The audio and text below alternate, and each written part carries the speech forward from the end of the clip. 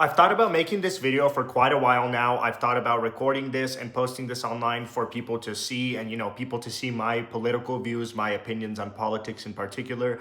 But I was genuinely scared of getting shut down. I was genuinely scared of getting my YouTube taken down, and I still kind of am, but I think that if I do get my YouTube taken down, then it just proves my point.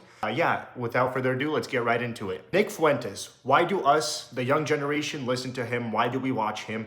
And why do we find him as a good next step leader? For those that don't know, Nick has a whole entire Wikipedia page regarding what he is considered. He's considered a whole ton of negative things, and I just don't see it like that. And most of us young people don't see it like that anymore because we're just simply tired and fed up of being fed spoonfuls and spoonfuls of lies and dog shit. I am a 20-year-old guy who lives by himself with, of course, the help of his parents, helping me co-sign to get this apartment and everything. But I live by myself, and I'm trying to make it in, the real world. I'm trying to become a normal human being like the rest of us. And the longer I live, the longer I am, actually working and living the life of an adult, I realize that things suck. Everything sucks. The economy sucks. And nothing seems to be working. Every single politician that comes into play doesn't do anything to actually change the policies. No one actually does anything. And the most radical person we've seen thus far who actually did get elected is Donald Trump. And even then, Donald Trump is not a great president, in my opinion. He has a lot of flaws, and he puts other countries' interests over ours. That is what we, the young generation, love about Nick Fuentes, is he puts America first. We live here. We should never, in any kind of circumstance, be putting other countries over the interest of ours. This comes with Ukraine. This comes with other countries. I just don't see it being, as useful as some people think. Every single politician is extremely brainwashed. Every single politician pushes an agenda or a narrative for other countries or even for their own personal gain. And this has happened president after president for the longest time ever. So nothing's changing, and nothing will change unless we get someone genuinely a lot more radical into the equation. A lot of us are struggling to pay for our bills. A lot of us are living paycheck to paycheck, and that is where Nick comes into play.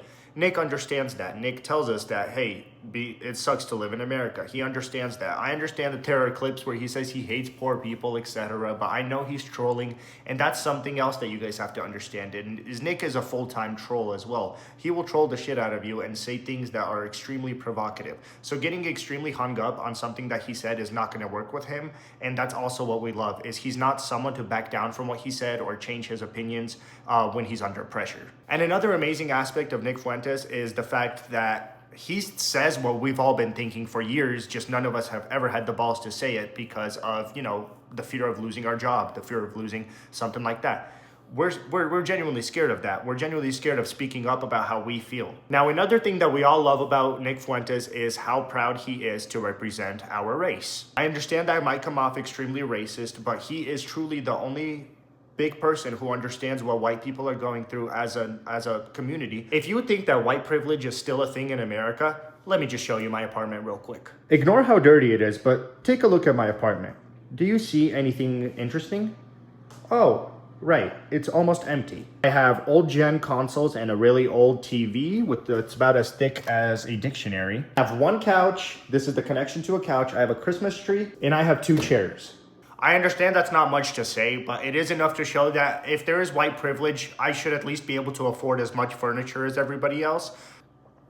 I can't afford anything. I can barely afford to pay rent. I don't have internet. I've said this before multiple times. Guys, I don't have enough money to have internet. I have to use my mobile plan, which is the only subscription that I can keep paying for monthly aside from rent and utilities, because of how expensive everything is. And no politician is doing anything to fix it at all. Not a fucking thing. I have to imagine Donald Trump and his group of gooners is sitting in a room right now jerking each other off. Same with every other group of presidents that we've ever had. It's never just one person running the country, and it's always a group of people that will do nothing except make their pockets richer and not add much to the economy.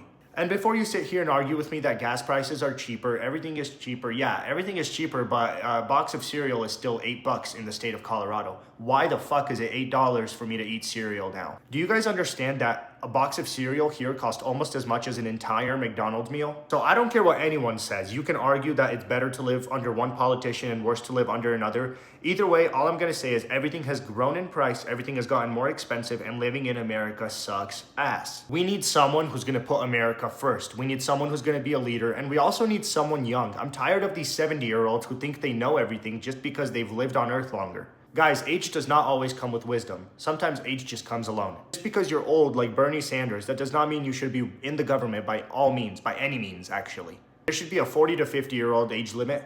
I really don't think we need old people in the government. If you think we do, you simply are just part of the system, you're part of the issue, because old people have been doing nothing but dragging us down. They've been living by yesterday. And it's just the whole entire thought process has changed. We live in a new world, we live in a new time, so why are we still living by the old ideas? Because they never worked to begin with. They've never worked. The last 50 years, everything has just been going downhill. Everything. It sucks ass. And what do we do about it as a country?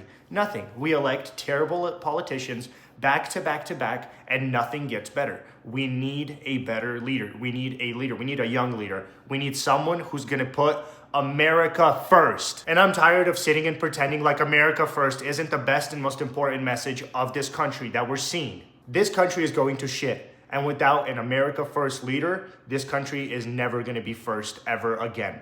And if you're not part of the movement yet, go ahead and give Nick a watch on Rumble. It is way more beneficial than you think. It is a lot more information than you would imagine. It's not just clips that you see on TikTok and Instagram. This is getting mainstream. But anyway, I hope you guys all enjoyed this video. Hopefully my YouTube channel doesn't get taken down, but if it does, you guys know what happened. And I love you all. Have a great rest of your day. Peace.